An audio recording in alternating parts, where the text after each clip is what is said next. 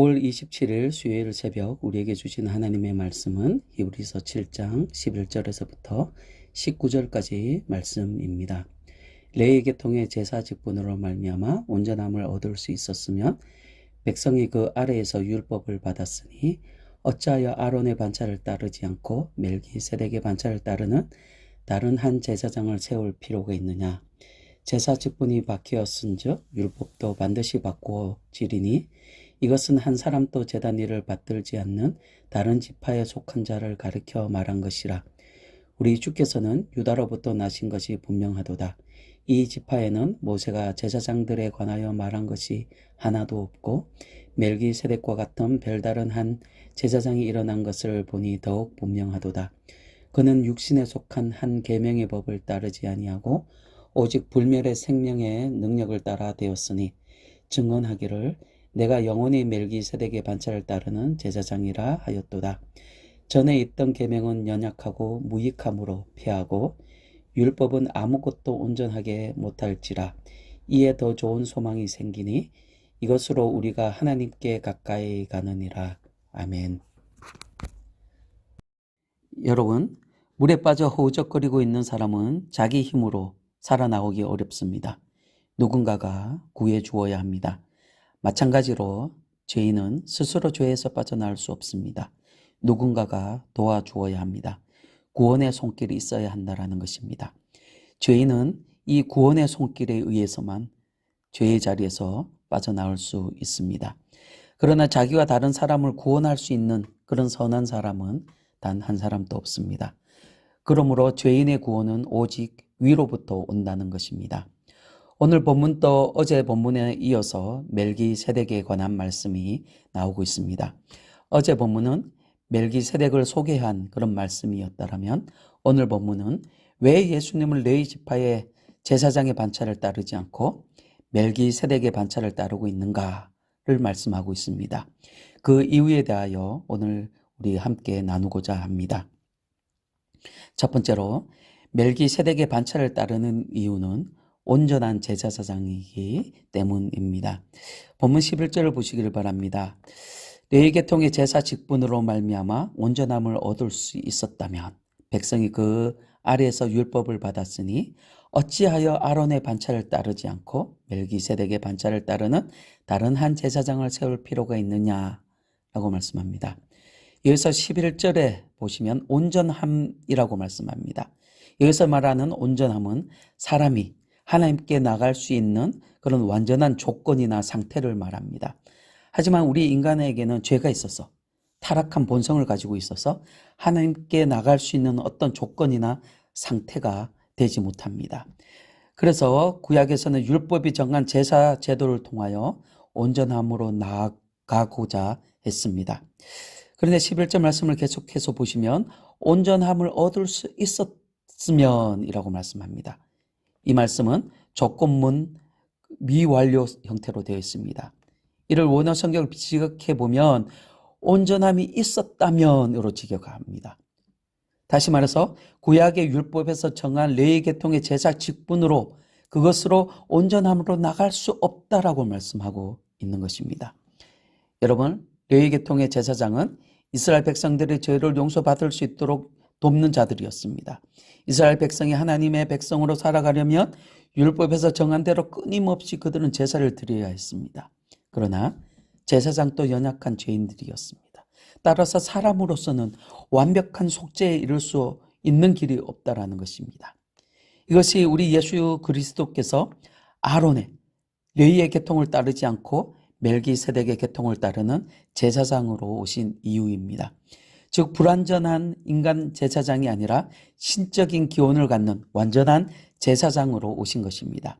우리 예수님이 온전한 제사장이심으로 죄에 대한 속죄 또한 완전합니다. 사랑하는 성도 여러분, 우리의 구원은 인간에게서 오지 않았습니다. 세속적인 방법, 세상적인 방법에서 오지 않았습니다. 우리의 구원은 세상의 불완전한 것에서 비롯되지 않았습니다. 오직 하나님의 사랑으로부터 왔습니다. 그리고 위로부터 왔습니다. 레위 계통의 제사로는 온전함으로 나갈 수 없지만 우리 주님의 속죄는 완전함으로 온전함으로 나갈 수 있습니다. 완벽한 구원으로 나갈 수 있다는 것입니다. 그리고 두 번째로 예수님이 멜기세덱의 반차를 따르는 이유, 그것은 영원한 제사장이기 때문입니다. 본문 14절 상반부를 보시길 바랍니다.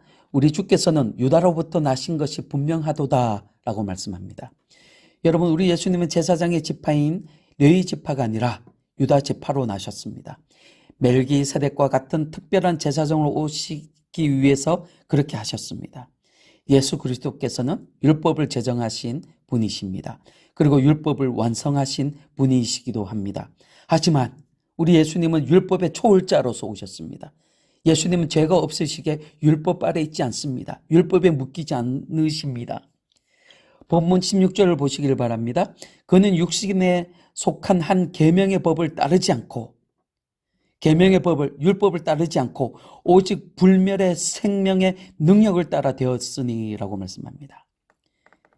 예수님은 육신에 속한 한 계명의 법을 따르지 아니한다고 말씀합니다. 우리 예수님은 부활을 통해 불멸의 생명 위에 새로운 언약, 새로운 질서를 세우셨습니다. 율법이 아니라 성령으로 세운 언약입니다. 여러분, 영원한 구원은 영원한 제사장이신 예수 그리스도를 통해서만 가능합니다. 인간 제사장들은 혈통을 따라 율법으로 세움을 입었지만 그리스도께서는 하나님은 우리를 구원하시기 위해 맹세로 보증하고 세우신 분이십니다. 하나님의 맹세는 반드시 성취될 것을 여러분 확신하시기 바랍니다. 그리고 세 번째로 우리 예수님이 멜기세덱의 반차를 따르는 이유는 더 좋은 언약의 보증이기 때문입니다. 19절을 보시기를 바랍니다. 율법은 아무것도 온전하게 못할지라 이에 더 좋은 소망이 생기니 이것으로 우리가 하나님께 가까이 가느니라 라고 말씀합니다. 여러분, 율법은 우리를 온전하게 하지 못하지만 영원한 제사장이신 예수님을 통하여 더 좋은 소망이 우리에게 생긴다라고 말씀합니다. 여기서 말하는 더 좋은 소망은 바로 우리가 하나님께 더 가까이 나가는 것을 말씀하고 있습니다. 여러분, 하나님은 인간과 수많은 언약을 맺으셨습니다. 아담이나 노아 아니면 아브라함 그리고 다윗과 같은 사람들이 바로 하나님과 언약을 맺은 그런 사람들입니다. 하나님이 이런 언약을 통해 하나님의 백성이 하나님의 전적인 주권과 보호 아래 살면서 그 하나님의 사랑의 언약을 기억하고 하나님께 영광을 돌리기를 소망하셨습니다. 이 모든 언약은 참으로 좋은 것들이었습니다. 하지만 하나님은 다른 언약에 비할 수 없는 가장 좋은 언약, 더 좋은 언약을 우리에게 세워주셨습니다. 바로 구원의 약속입니다. 예수 그리스도께서는 바로 이런 언약들의 실체이십니다. 예수님은 하나님이 세우신 구원의 보증이시며 과거 언약들의 완성이십니다. 예수님을 믿는 성도는 자신의 공로가 아니라 예수님으로 인해 구원의 은혜를 경험하게 되는 것입니다. 여러분, 이제 말씀을 정리합니다.